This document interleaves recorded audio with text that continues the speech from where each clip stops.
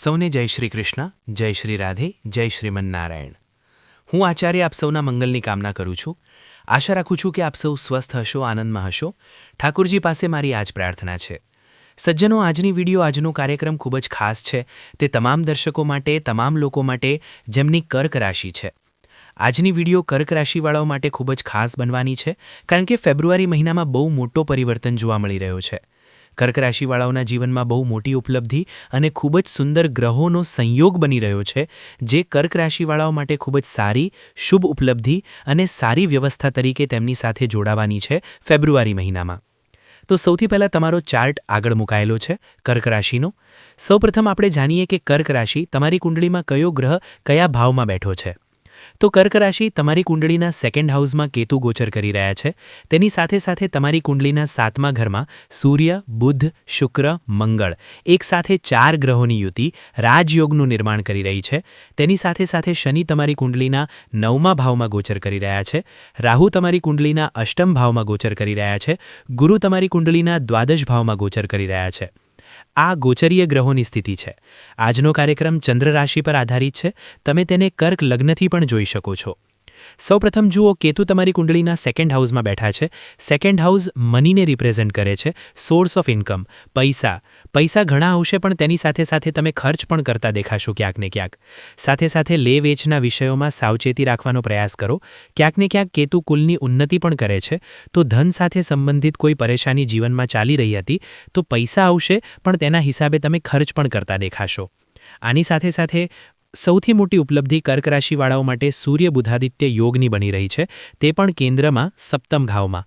મંગળ અને શુક્ર પણ ત્યાં બેઠા છે. તો આવા સંજોગોમાં મહાલક્ષ્મી યોગનું નિર્માણ પણ થાય છે. આ સમયે ધન પ્રાપ્તિના ખૂબ જ સારા યોગ તમારા માટે ક્યાંક ને ક્યાંક નિર્માણ થઈ રહ્યા છે. રાજનીતિના ક્ષેત્રમાં પણ ઉન્નતિના શુભ અવસરો તમારા માટે બની રહ્યા છે. જેમનો લગ્ન થયા નથી તેમના માટે લગ્નના સારા પ્રસ્તાવો આવતા દેખાઈ રહ્યા છે. મેરિડ લાઈફને લઈને પણ ખૂબ જ સારો સમય તમારા માટે શરૂ થવા જઈ રહ્યો છે. સાથે સાથે એક વાત હું કહેવા માંગુ છું કે ક્યાંક ને ક્યાંક સૂર્ય અને બુધ ત્યાં બેઠા છે. તો એવો વ્યક્તિ ગવર્મેન્ટ જોબના ક્ષેત્રમાં પણ સારી ઉપલબ્ધિ અને સારો માન સન્માન પ્રાપ્ત કરે છે. રાજનીતિમાં પણ. આની સાથે સાથે ખાસ કરીને કુંડળીનો 7મ ભાવ કર્ક રાશિવાળાઓના જીવનમાં ખૂબ જ મોટી ઉપલબ્ધિ લઈને આવી રહ્યો છે. ખૂબ જ સુંદર સંયોગ છે. મંગળ અને શુક્ર મળીને મહાલક્ષ્મી યોગનું નિર્માણ પણ કરી રહ્યા છે.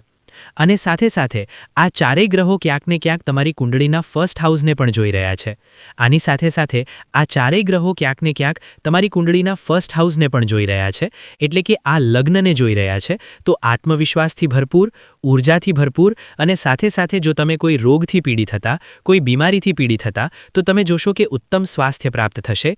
વાણીમાં ઓજ આવશે, તેજ આવશે અને સાથે સાથે ઈચ્છા અને ઉર્જા શક્તિ બંને ભરપૂર રહેવાની છે. કાર્ય વધવાનું છે.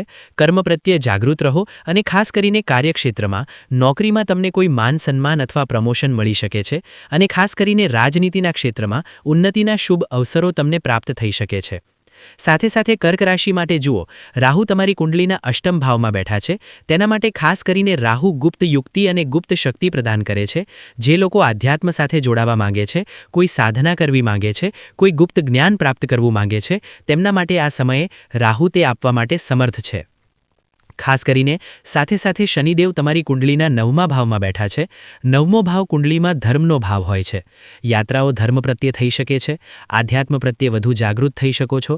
ક્યાંક ને ક્યાંક આધ્યાત્મ સાથે જોડાવામાં જ ભાગ્યોદય કર્ક રાશિવાળાઓ માટે ખાસ કરીને થઈ રહ્યો છે.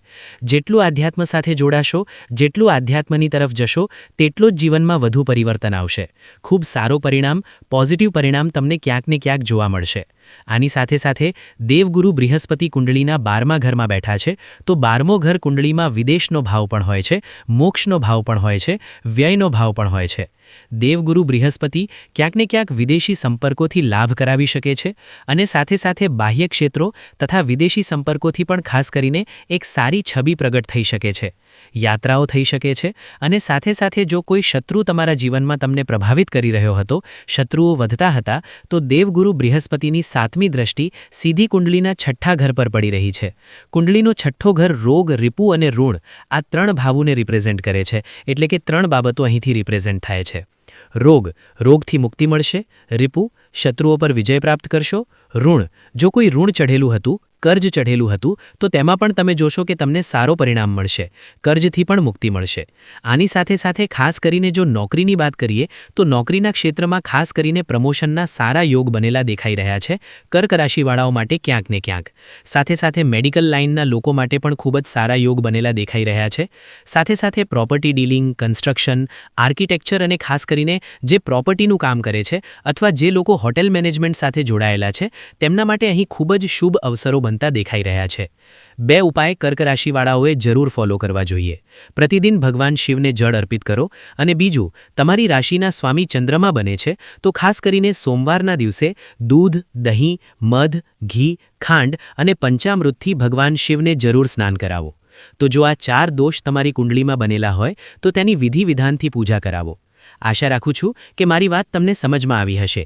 ત્યાં સુધી માટે જોડાયેલા રહેજો મિત્રો. મળીએ નેક્સ્ટ વિડીયોમાં. જય શ્રી કૃષ્ણ, જય શ્રી રાધે, જય શ્રીમન્નારાયણ.